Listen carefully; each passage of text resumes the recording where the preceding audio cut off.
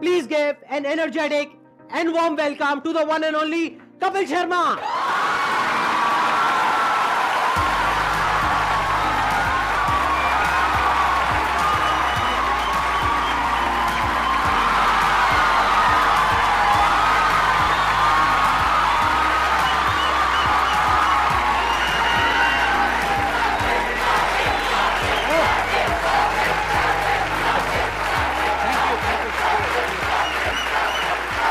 Please, thank you.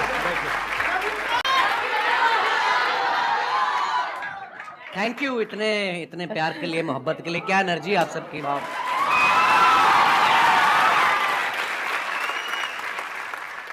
मैं तो सोचा था आप मेरे शो पे आएंगे कभी। एक ही बात है, कोई फर्क एक नहीं ही बात है, हाँ। अच्छा, इससे पहले कि ऑडियंस आपसे इंटरेक्ट करे, ऑडियंस आपसे क्वेश्चंस पूछे, जी। मेरे माइंड में एक सीरियस क्वेश्चन है। जी आज से 10 साल पहले आपने अपने करियर की शुरुआत करी थी। मैंने देखा 2013 में कॉमेडी नाइट्स विद कपिल के नाम से आपका शो आया था। आज पूरे जी। 10 साल हो गए हैं उस जी बात सर। को। तो तब क्या आपने सोचा था कि एक दिन आपको संदीप महेश्वरी शो में आने का मौका मिलेगा?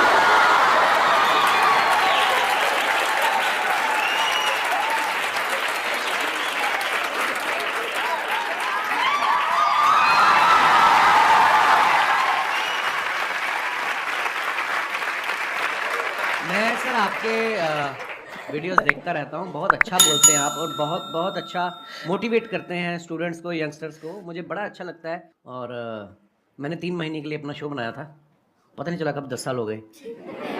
लोगों का प्यार है और आप सबकी। लोग बहुत प्यार करते हैं सर आपको।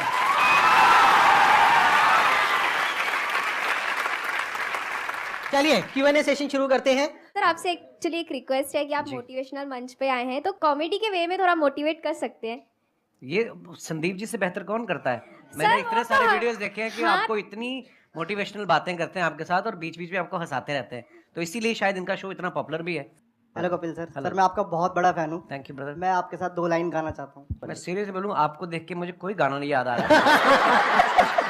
सर मेरे को आ रहा है सर, आपको देख के गाना याद। प्लीज आप शुरू करिए। गुलाबी हाय आंखें हाय। जो तेरी देखी, शराबी ये दिल हो गया, संभालो मुझको ओ मेरे यारो, संभलना मुश्किल हो गया। गुलाबी आंखें जो तेरी देखी, शराबी ये दिल हो गया। वाह, बड़े एनर्जी यार, क्या बात है। बहुत बढ़िया। सर मैं बहुत ज़्यादा बोलती हूँ, बहुत ज़्यादा, हद से ज़्यादा बोलती हूँ। भगवान उसका भला करे जिससे आपकी शादी होगी।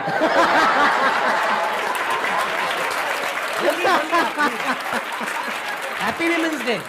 Thank you sir, thank you so much. मेरे को ये पूछना है सर, गुड लिसनर कैसे बन सकती हूँ मैं? चुप रह के।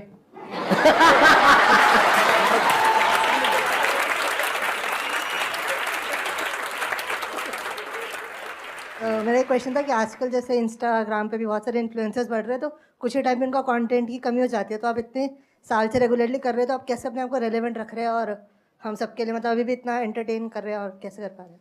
मुझे ऐसा लगता है आज से जब 15 साल 16 साल पहले जब नेशनल टीवी पे हिंदी में काम शुरू किया था, तो मेरे खुद के दोस्त बोलते थे कॉमेडी बड़ी हो चुकी है, अब नहीं होगी।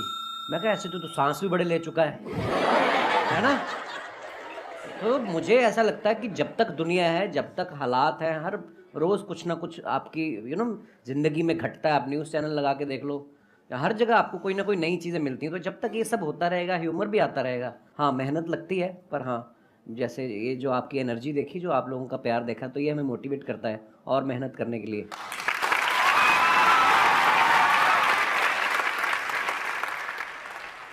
मैं आप दोनों से जानना चाहता हूँ, क्या आपने जो सोचा था, जो मैं इस प्लेटफॉर्म पे यहाँ तक पहुँच जाऊँगा, तो मैं ये कर सकता हूँ, ये कर सकता हूँ, ऐसा होगा वैसा होगा, क्या आज वैसा हो रहा है? मुझे लगता है बिल्कुल वैसा हुआ है, और शायद उससे कहीं ज़्यादा हुआ है।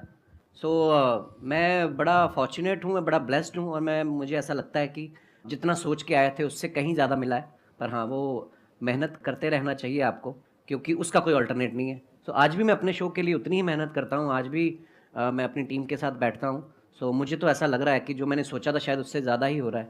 देखो बेसिकली क्या होता है कि जब हम किसी भी काम को शुरू करते हैं ना, तब हमने ऐसा नहीं सोचा होता कि इतने टाइम बाद ऐसा होने वाला है। अब अगर इन्हीं का एग्जांपल देखा जाए, जब आपने शुरू किया था तब आई एम 100% श्योर आपने ऐसा सोचा भी नहीं होगा कि एक दिन मेरा शो होगा, ये होगा, वो होगा। Never. ऐसा कुछ कभी नहीं सोचा था कभी नहीं, आपने? मुझे था कि इसमें देख तो एपिसोड में भी आ गया ना मैं, हाँ, तो हाँ। अपने लाइव शोज लगने शुरू हो जाएंगे हाँ, और बस मजा करेंगे। फिर उसके उस सीरीज के विनर हो गए, हाँ। फिर उसके बाद दूसरे शोज ऑफर होने लग गए, और उसके बाद फिर लगा कि यार एक ऐसा शो बनाते हैं जिसमें सारे एलिमेंट्स हों ये, और वाकई बिल्कुल सही जी ने सही कहा। और फिर बहुत उसके सारी बाद में चीजें इनका होती शो जो हो हम लोग गया। हमारे बियॉन्ड में हमने एक्चुअली नहीं सोची होती। इसको आप इस तरीके से देखो कि जैसे जैसे हम लाइफ में आगे बढ़ते हैं ना, तो हमारी जो विजन है वो बड़ी होती है। बिल्कुल। जब अभी अगर आप अपनी बात करो तो आपकी विजन इतनी सी है, तो आपको लग रहा है कि मैं बस इतना ही कर सकता हूँ।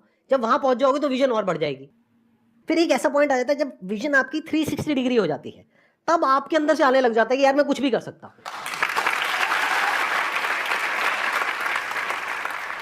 मजा आना चाहिए, मुझे ऐसा लगता है, जो मैंने देखा कि अब मजा आ रहा है तो फिर जिंदगी पता नहीं चलती। 10 साल मेरे कब निकले ये वाले, जब ये शो शुरू किया मुझे जेन्युइनली नहीं पता चला। मैं शादी करना भूल गया था बीच में। फिर मेरे को किसी ने याद किया, बोला कि तुम शादी कर लो, 36 के हो गए हो, 40 के बाद मतलब फिर काम खराब हो जाता है।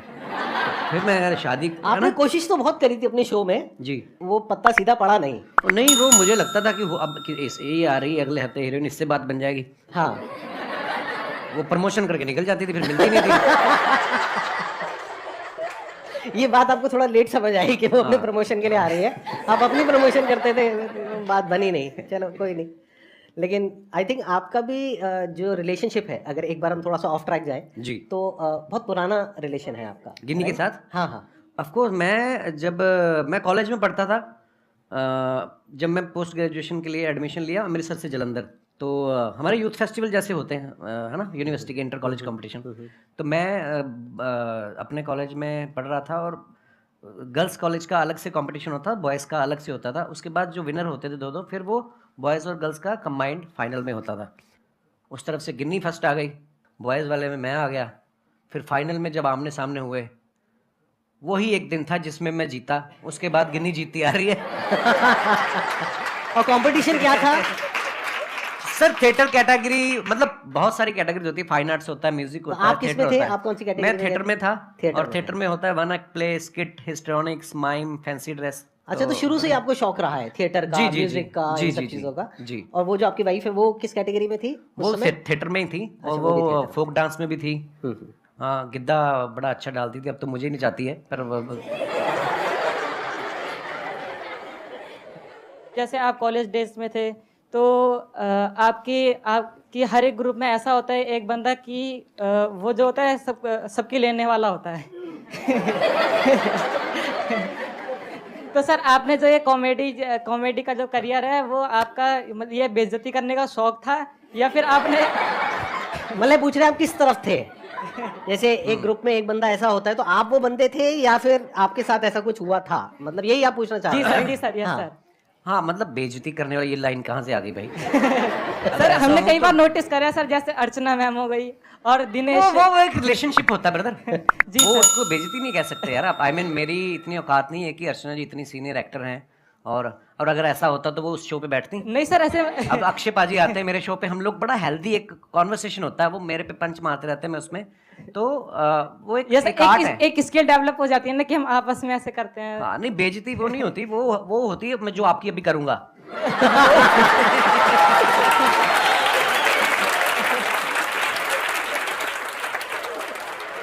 मैं स्कूल में ऐसा नहीं था, बिल्कुल कॉलेज में भी ऐसा नहीं था। हाँ, पर मुझे लोगों को हंसाना अच्छा लगता था, पर मैं बड़ा इंट्रोवर्ट था। मुझे लगता कि शायद मैंने ना बहुत साल लोगों को ऑब्जर्व करता रहा, देखता रहा, अलग अलग कैरेक्टर्स।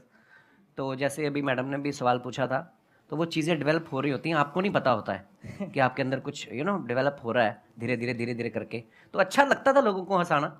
सो आई थिंक उसी की सर वजह अपने आप पर भी हंसना भी स्किल है सर, कई लोग हैं जो अपने आप पे हंस ही नहीं पाते। सबसे पहले अपने ऊपर हंसो।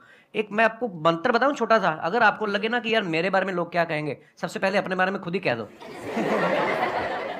जब आपके शो में कोई भी आता है, या जैसे एक्टिंग हो गया या सिंगर, तो आपको किस में मज़ा आता है? आपने एक्ट्रेस तो बोला ही नहीं। मेन मजे वाली बात है, है सिंगर है।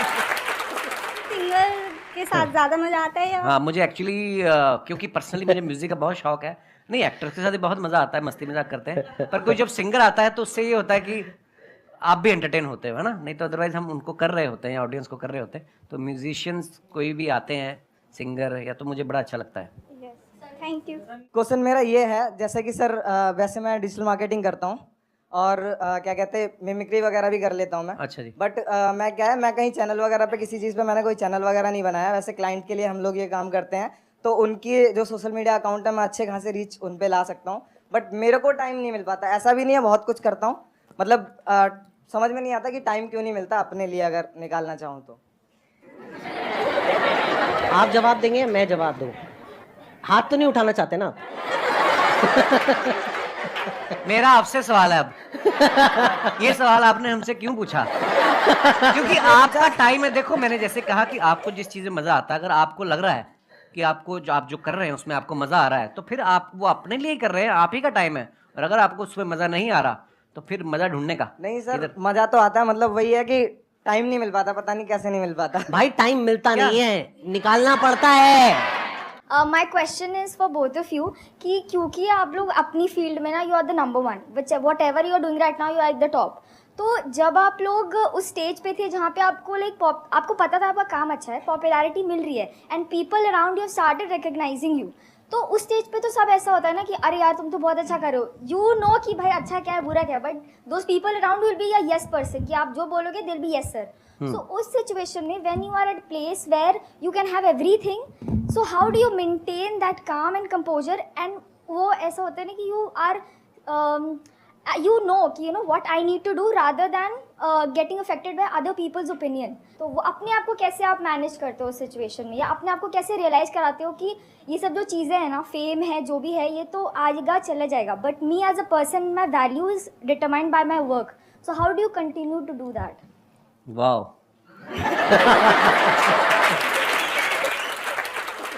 आपका सवाल भी जो है मैं समझ पाया हूँ, वो एक ही लाइन में चाहे आप पूछ सकती थी, आपने 36 लाइनें बोली हैं, पर वो भी मज़ा आया आपकी बात सुन के।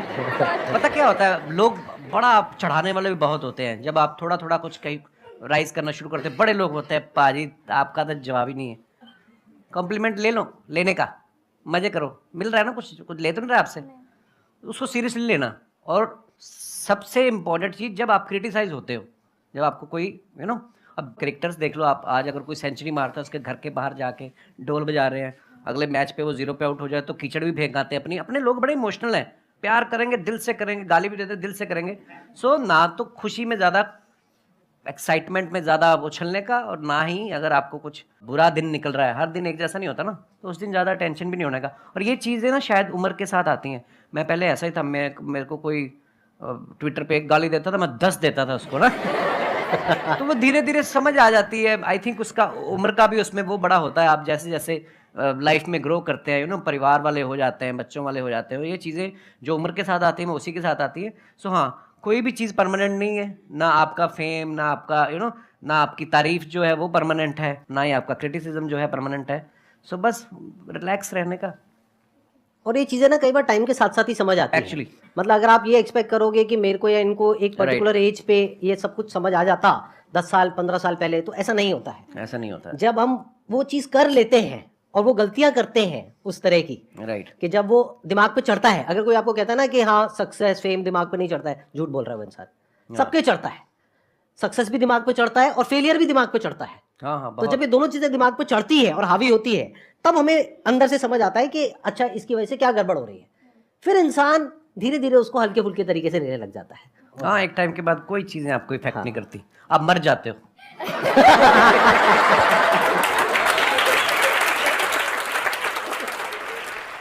मेरा एक ही क्वेश्चन है, हम खुद का बिजनेस कर रहे हैं, कुछ भी कर रहे हैं, हम कैसे टीम बिल्ड करें, उनके अंदर कैसे लॉयल्टी लेके आए, हम कैसे पता करें उनके दिल के अंदर हमारे लिए मतलब बहुत ज़्यादा लॉयल्टी है, मतलब समर्पण है हमारी कंपनी के लिए, हमारे लिए, हमारे टीम मेंबर के लिए। इट्स अ गुड क्वेश्चन, और ये हम सिर्फ टीम पे नहीं लगा सकते इस फंडे को, हम दोस्ती पे भी लगा सकते हैं, बिल्कुल। फ्रेंडशिप पे भी लगा सकते हैं, रिलेशनशिप बोल सकते हैं, any kind of a relationship, that could be a professional relationship और अ पर्सनल रिलेशनशिप। तो कोई भी रिलेशनशिप हो किसी भी तरीके की, उसको स्ट्रांग कैसे किया जाता है। देखो, आप सामने वाले के मन में क्या चल रहा है ये तो आप कभी भी नहीं जान पाओगे।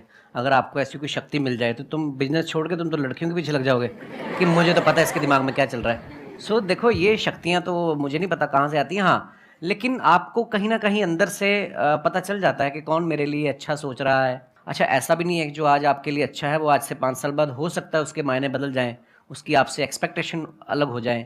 जो मेरे भी बहुत ऐसे मेरे दोस्त हैं, आज भी मेरे वही दोस्त हैं स्कूल कॉलेज के, पर कई दोस्त ऐसा भी होता है कि वो आपसे कुछ और उम्मीद करने लग जाते हैं। यू नो, समय बहुत बड़ी चीज़ है, समय के हिसाब से आपके विचार भी बदलते हैं, सब कुछ होता है। पर हाँ, अगर आपको ये जानना है कि ये मेरे लिए कितना लॉयल है तो ये सोचना छोड़ दो, आप अपना 100% उसको दे दो। जब वो देखेगा कि आप उसको कितनी मोहब्बत से इसको ट्रीट कर रहे हो तो वो सेम शायद बदले में आपको ऐसा मिलेगा। तो इसको हम पढ़ते भी आए हैं कि आपके ही कर्म आपके आगे आते हैं। मुझे ऐसा लगता है आप जब अपना 100% देते हो किसी को विदाउट एनी एक्सपेक्टेशन, आपके अंडर जो काम करते हैं जो भी, उनको अगर आप बहुत मोहब्बत देंगे तो शायद वो भी आपके लिए लॉयल ही होंगे। मेरा अपना टेक ये है कि अच्छे टाइम में कभी भी एक रिलेशनशिप की पहचान नहीं होती है। एक्चुअली अच्छे टाइम में तो सब अच्छे हैं, दोस्त भी अच्छे हैं, रिश्तेदार भी अच्छे हैं, टीम वाले भी अच्छे हैं, सब कुछ अच्छे हैं। जब बुरा टाइम आता है तब क्या आप उसके साथ में खड़े हो या नहीं खड़े हो, और पूरे दिल से, उससे रिलेशन पक्का हो जाता है।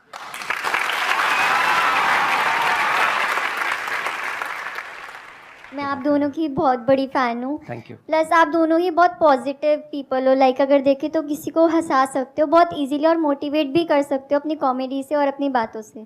सब अग्री करेंगे कि हम कोई भी काम स्टार्ट करते हैं तो हम बहुत इम्पेशेंट हो जाते हैं उस चीज़ को लेके। तो आप इम्पेशेंट आप दोनों भी होते होंगे, तो आप कैसे डील करते हैं उस चीज़ से, दोनों? लाइफ में जो सबसे बड़ी क्वालिटी हम सबके अंदर होनी चाहिए, जो आई एम 100% श्योर इनके अंदर भी है, और वो लोग जो आगे बढ़े हैं लाइफ में सबके अंदर है। लाइफ में अंदर चाहे जैसी भी हालत है, मन है चाहे नहीं है, जो करना है वो करना है, as simple as that. The show must go on.